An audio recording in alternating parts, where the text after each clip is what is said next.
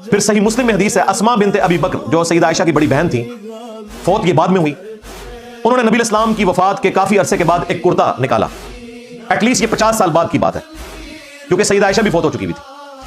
وہ کہتی ہیں کہ یہ نبی اسلام کا کسروانی طیالسی کالا جبہ ہے، یعنی پرشین امپائر کا کالا جبہ، جس طرح سندھی اجرک ریڈ ہوتی ہے، پرشین امپائر کا جبہ کالا۔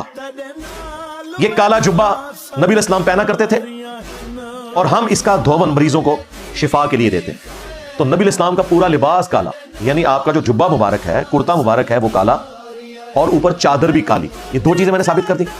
ایک اور حدیث صحیح مسلم کے اندر ایک صحابی کہتے ہیں کہ مجھے وہ منظر آج بھی یاد ہے، گویا کہ میں رسول اللہ کو دیکھ رہا ہوں کہ آپ صلی اللہ علیہ وآلہ وسلم ممبر پہ اس حال میں آئے کہ آپ نے کالی پگڑی پہنی ہوئی تھی۔ نبی اسلام جمعے کا خطبہ کالی پگڑی میں دیا کرتے تھے، جنگ کے موقع کے اوپر کالی پگڑی باندھا کرتے۔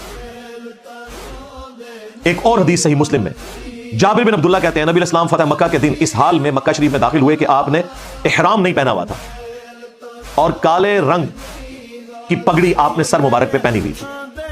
تو کالے رنگ کی پگڑی، چادر، جبہ، سب کچھ ثابت ہو گیا۔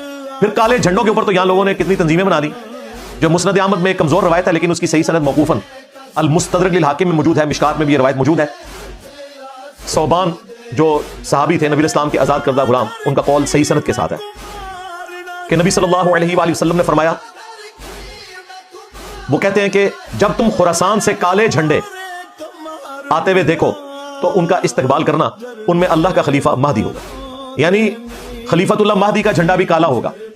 تو جہنمیوں کے ساتھ اس کا کوئی لینا دینا نہیں ہے، یہ جعلی روایتیں ہیں، خام خواہ خود سے گھڑ کے منسوخ کر دی گئیں، اور جو حدیثیں بخاری مسلم میں لکھی ہوئی تھی انہوں نے پس پش ڈال دیا۔ یہ میں نے آپ کو اس فرقہ وارانہ دیگ کا ایک چاول کا دانہ آپ کو چکھایا ہے، یعنی کالے رنگ کے اوپر کتنی بڑی ایک پالیٹکس کھڑی ہوئی ہے۔ ان بے شرموں کو یہ شرم نہیں آئی کہ غلاف کعبہ کالا ہے۔ اگر یہ جہنمیوں کا لباس تھا اور اللہ تعالیٰ کو نفرت تھی تو غلاف کعبہ کالا نہ ہوتا، اور یہ نبی اسلام سے پہلے سے غلاف کعبہ چڑھتا ہے، بخاری مسلم میں آیا ہے، اور وہی کنٹینیو آگے ہوا ہے کالے رنگ کا ہی۔ اور کالے میں برکت یہ ہوتی ہے کہ میلا کم ہوتا ہے، سفید کلر یا دوسرے کلر وہ جلدی میلے ہو جاتے ہیں۔